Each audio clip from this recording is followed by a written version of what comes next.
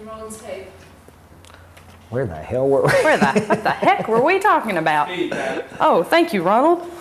I know what we're talking about. We were talking about the architects of rock and roll being Southern. And yeah. Well, I would just, they were just, I think that from a more of a homespun situation, that was probably the place where they could, musical roots started coming out. I mean, I remember, and then once a few people made it out, the impact it had, I'll never forget seeing, I think it was Loving You, or one of those albums where Elvis had on the brightest purple shirt on the cover. And I think at that point, more than any other point, I said, I want to wear one of those shirts. I don't care what it takes to get it, but I mean, it was bold. You know, and I think the people that came out, it was the only way of expressing a bit of rebellion was to go play music and not grow up to be. You know, I wrote a song called "We Are the People Our Parents Warned Us About."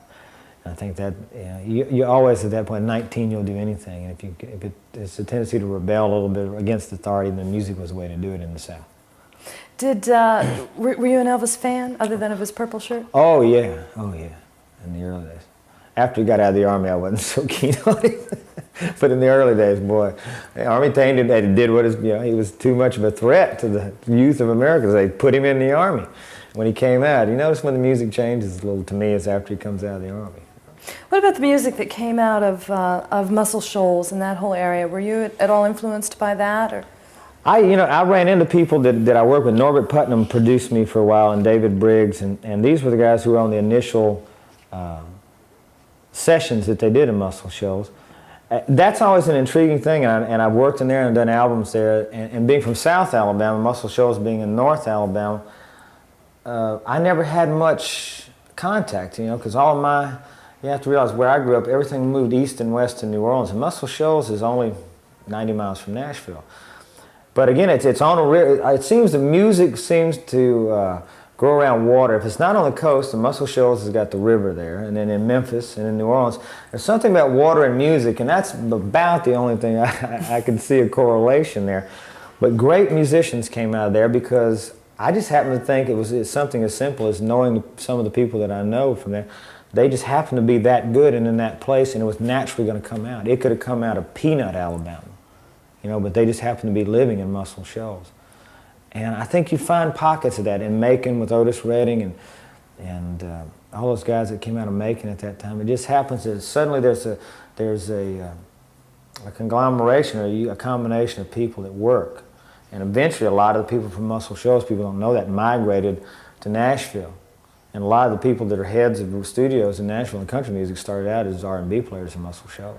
Oh, interesting. I didn't know that. Yeah. That's fascinating. Billy Sherrill was a horn player in Muscle Shoals.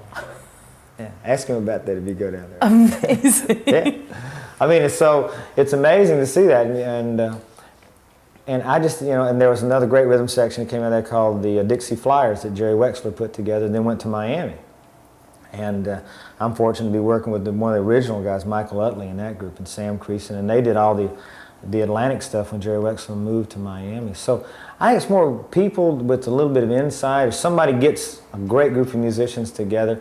A lot of the people that say are the Memphis sound, a lot of them came from Arkansas because it was the only close point where they could come and combine. And I think we were just lucky and still are to have an immense amount of talent. And just when some of that talent gets together in a ball, it starts to roll. When you when you're doing an album, how important is it to you to have creative input from people around you? Do you like to try to create a family and create music out of that, or is it your vision, or? Yeah, I think it's very essential. What I try to do when I go in is to try to be reflective of an onstage performance. I mean, I make my records for my fans, and with that, I use the people in my band. I've got great players in my band from other old bands. Timothy Schmitz in my band out from the Eagles, and Sam Clayton from Little Feat, and we've got great players. So when you have great players, it's a great team, and you definitely listen to the influences. I tend to write more of the lyrics, but I listen because Michael Utley sort of is the spiritual leader of this band, and it's great. You can't have great talent and not use it. If you do, you're very stupid. So, I mean, it's a collaboration. It's more of a benevolent dictatorship. you know? But I let things flow, and then until it's time to make a decision. If you get in, that's why I like being in charge. I mean, if I was a fourth or a four-member band, that's why most bands break up, because somebody wants to be in charge and should be. So that's the way it works. We let ideas flow, and we do a lot of, we go out and we'll play, this next album we're going in to do, we're going back down to Montserrat or to the Bahamas to do it. But I like to go out and take the band and play bars on different islands, little small bars, again going back to my bar theory.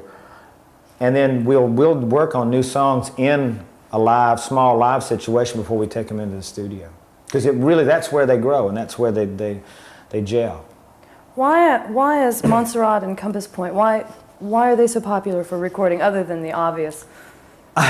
For me, that was it. I mean, we were the first American band to go to Montserrat. Really? Yeah, I went there right after the Blues Image was in, and George had, actually the studio wasn't finished when I went in.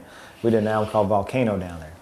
And for me, I was living on St. Bart's, and so it was a 45-minute commute. I was happy as a clam. I'd been in England the summer before when they were making plans to open the studio in Montserrat. I was working at the Air Studios in London. And I said, sure, come on down, because to me, I thought it would be great being a Caribbean person and where my influences come. I thought it would be great to be able to go to the Caribbean and utilize the influences there and run right into the studio and do them. So, and other than that, I mean, it is 85 degrees all the time. You know, why make an album? You can always mix in New York, but why have to record there? You know, so that's sort of my theory to it, and it really makes it makes more, like we said before, recording is a reflection of everything. So I mean, if everybody's having a good time and sort of kick back, you get real great performances out of people down there when they're relaxed. How what was it like, changing the subject just real quickly, what was it like working with Roy Orbison? It was very interesting. One of my writing partners is Will Jennings, was working with Roy at the time, and I never met Roy Orbison, and boy, he's a hero of mine. I always wanted to do Blue Bayou. When I heard Linda's version, I went, damn, and I was just getting ready to go in the studio with it. But, and Fred Neil, who's a great old writer from Coconut Grove, wrote, God, I can't think, I'll name that tune in 4 notes. Dream Baby. And so I just loved his voice, and then when he came in, it sounded like something Roy Orbison would sing, and we had a song called Beyond the End, which is more of an anthem thing. And Will was working with Roy, and I said, well, I'd been talking to him, we'd been talking about doing some writing, and I asked him if he'd come in and sing, and he said, sure. And I went, wow. So when he came in and he just got out there. I don't think he'd ever really had anybody just let him sing. I think that all the producers had told him how to sing. So I just said, go in and sing this. And at the beginning, he got a little nervous because he'd never been in that, I realized he'd never been in that situation before. And they said, well, just go in and sing. And then he got into it, and he just does a beautiful job on it. I wait for the record, and I say, guess who that is? Boy, people, if they don't know, they know that voice. And it's great because they've recognized it. They give it that, wait a minute, I've heard this before. So he's just a pure delight. I mean, he's a legend, a living legend. He's such a classic. He's fabulous. Yeah. Who else would you like to work with? If you had a wish list. Wish list to work with? God, who's left? Who's still alive? Oh, I'd have always loved to work with the Beatles. I'd like to work with, God, I'd like to work with Paul McCartney. There's always been some tendencies here and there. I'd like to work, getting ready to do a little bit of work with Ralph McDonald. And I just like, there's certain people that are sort of like heroes. The ones I tell you who I don't want to work with anymore, I mean, that list would be huge. It's hard, the longer you stay in this, it's like, it really is the challenges, and you find people that are sort of getting in at your same level, and usually people that you want to work with, if your personalities are compatible, what goes around comes around, and it's a great thrill when you get to meet your heroes and work with them. I'm looking forward to working with James Taylor again. We worked, and he's an old friend, and we worked very briefly on a song for his album a couple albums back. We're going to do some work. So it's really nice to get to work with friends that you have a lot of mutual interest and respect for. And it's great to be able to put in that position and say, maybe one of these days I'll get to do that. It's fun. You and Glenn Fry old friends? Is that how the collaboration comes there? Yeah, I did. He and I go way back. Yeah, he's my neighbor in Colorado for a while. Now he's being a movie star. His career has had a real resurgence. That's great. Well, we're still around, you know. There's some great. We lived through it. Yeah. Well, I think that's a test of true talent. Well, thanks. I mean, it is. It's still fun. I mean, it's a great. You know, playing music was something that, boy, once I had a taste of it, I didn't want to let go. And I was hoping I could do it. So, 20 years later, it's still, I'm having as much fun as I ever did. Do you think it has anything to do with when you set out, you didn't set out to be a star, you set out to be a musician? Yeah, I think so. I mean, I was too busy trying to make a living to realize I'd become a star. And, you know, I had to be told certain things, like, you know, I was in England working on a film, and I heard Come Monday, which was the first hit I had, come over the radio. I was buying a pair of socks. I said, hell, I better call home. Something's happening. So we were really working as a matter of survival. So, and I think that goes back to, like I said again, which was part of a Southern heritage. The way I had to start out in those days was you had to make sure, prove yourself to be good enough to get a job in a bar. And from there, the next step up was a bigger club. So you had to be really a hardworking and proven and good to get to first base, little tiny first base. Not even think about getting to a record. It was a gradual escalation of levels, which I think was essential to that kind of performing, which sort of adds to longevity. I just read an interview with Mark Knopfler where he was saying that he wanted to drop dead on the stage playing in a small bar. I mean, that, you know, that's just it. He said this arena stuff. I've almost done that.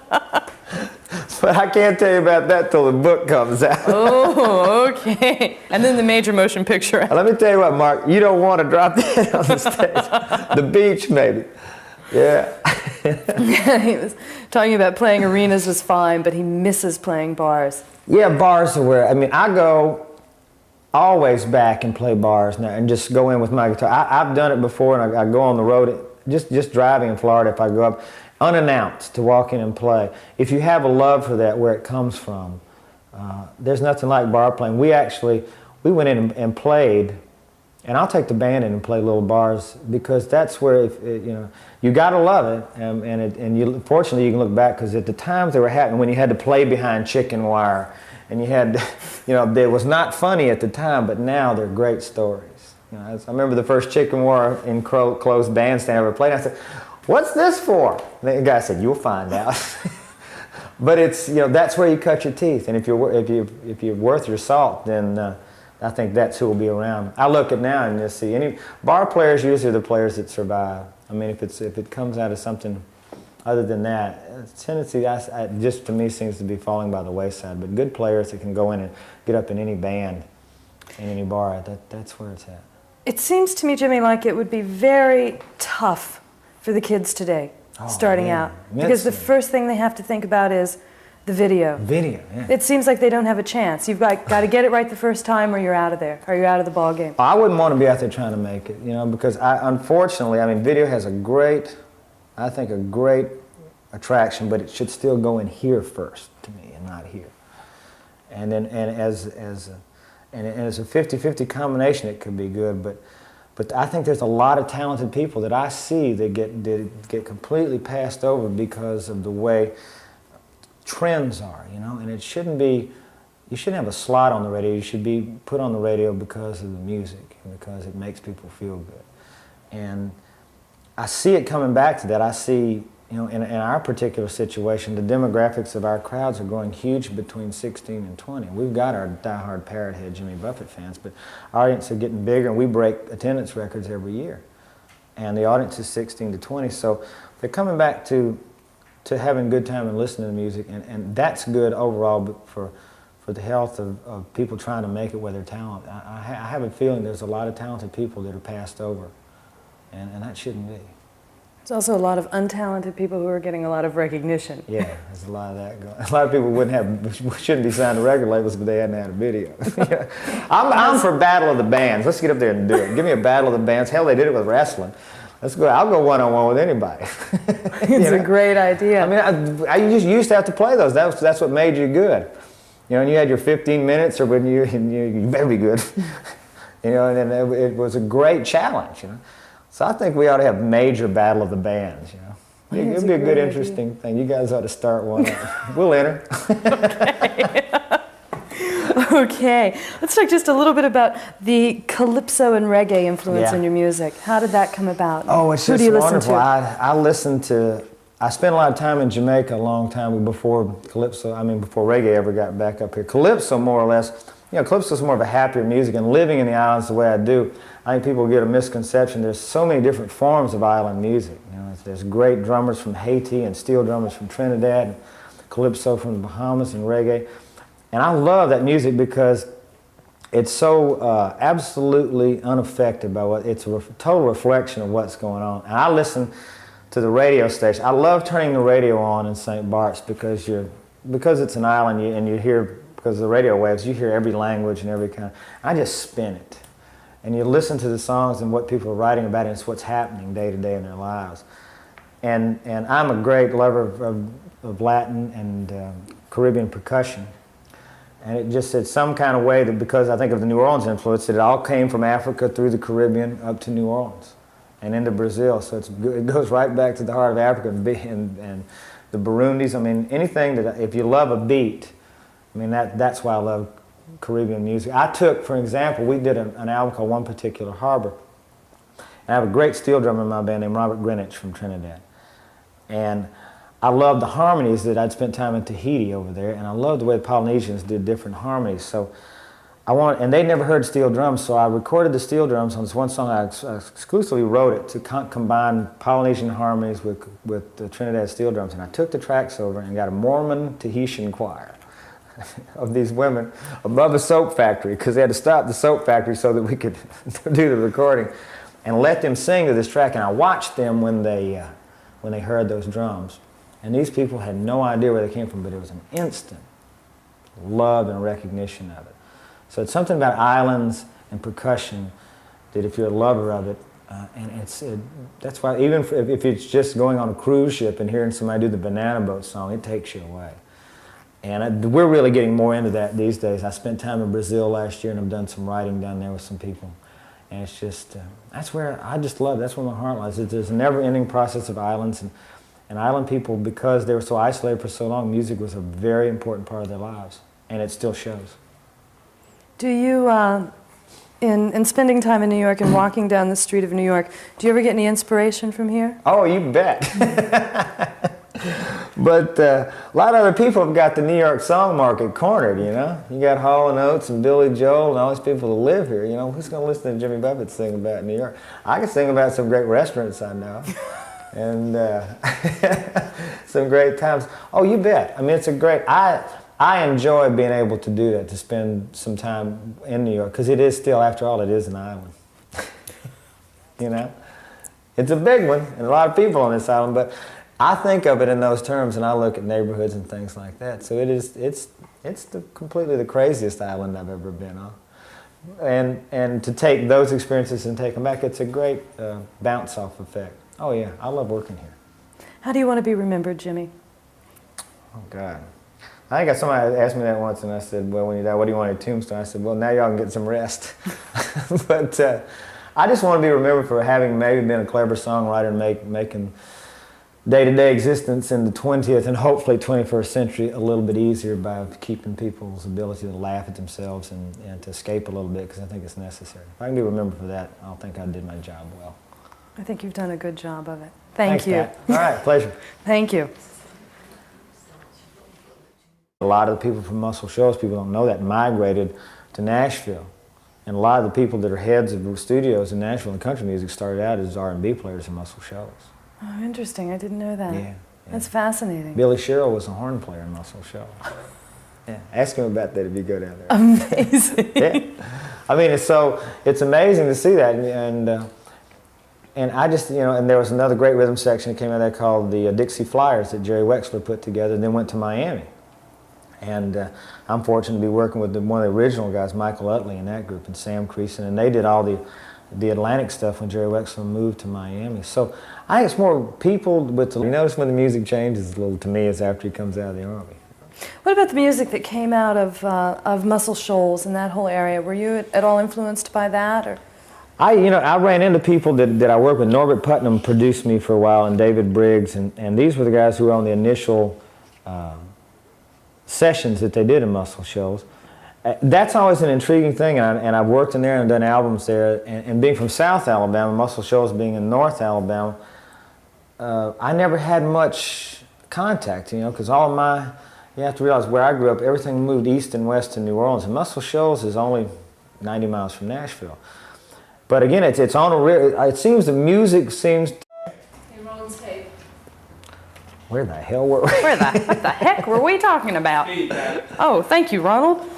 I know what we're talking about. We were talking about the architects of rock and roll being Southern. And yeah. Well, I was just, they were just, I think that from a more of a homespun situation, that was probably the place where they could, musical roots started coming out. I mean, I remember, and then once a few people made it out, the impact it had, I'll never forget seeing, I think it was Loving You, or one of those albums where Elvis had on the brightest purple shirt on the cover. And I think at that point, more than any other point, I said, to go around water, if it's not on the coast, the Muscle Shoals has got the river there, and then in Memphis and in New Orleans, there's something about water and music, and that's about the only thing I can see a correlation there.